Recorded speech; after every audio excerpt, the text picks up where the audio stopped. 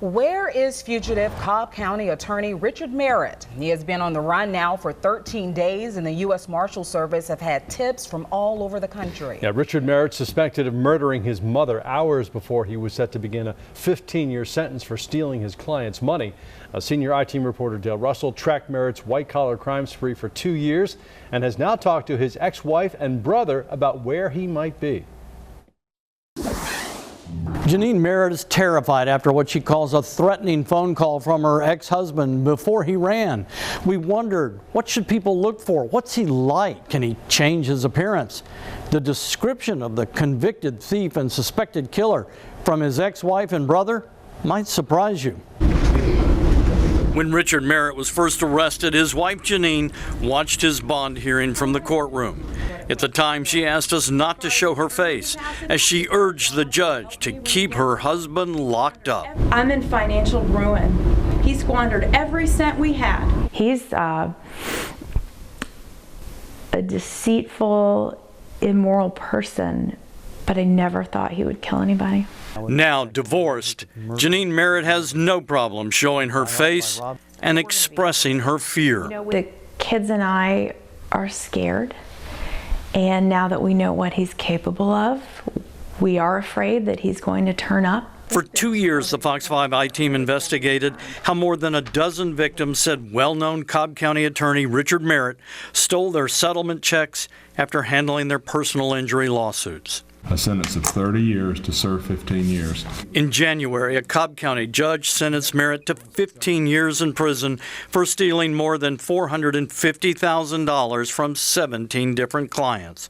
But Merritt was given 2 weeks to get his affairs in order. There was a pot here of homemade spaghetti sauce. Merritt's older brother Robert says on February the 1st, their mother cooked Richard Merritt his favorite spaghetti meal for lunch before planning to drive him to jail, where he'd turn himself in.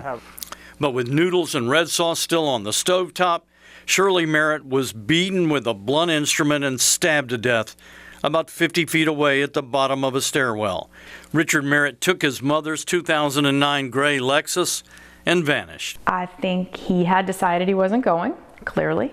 I think he told her he wasn't going, and they had a fight, and I think he snapped. I think he was probably drunk. I know he was drinking heavily the last couple of days. I think he just snapped. Jenine Merritt says she is terrified. She has security for her and her children. She's left her home and is staying in an undisclosed location. She says the night before her now ex-husband was set to begin his prison sentence, he called her and threatened her. Threatened to kill you? Not in those words.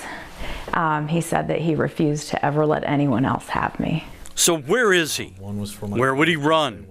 We asked his wife and brother, where would Richard Merritt feel the most comfortable? Our families are from Mississippi. Savannah. He liked Louisiana. New Orleans. And he liked the whole, the whole Mardi Gras. A lot of different parts of Florida. He liked a vacation in Florida. The Panhandle specifically. And what does Richard Merritt like to do? Where would he hang out? Both said he loves to fish, but as far as hangouts, that was easy. Where would he hang out? Bars. Irish bars. He's always liked Irish pubs. I think he's always liked a good conversation, a good drink. And if someone watching this met him, what would Richard Merritt be like? He's funny, he's smart, he's engaging.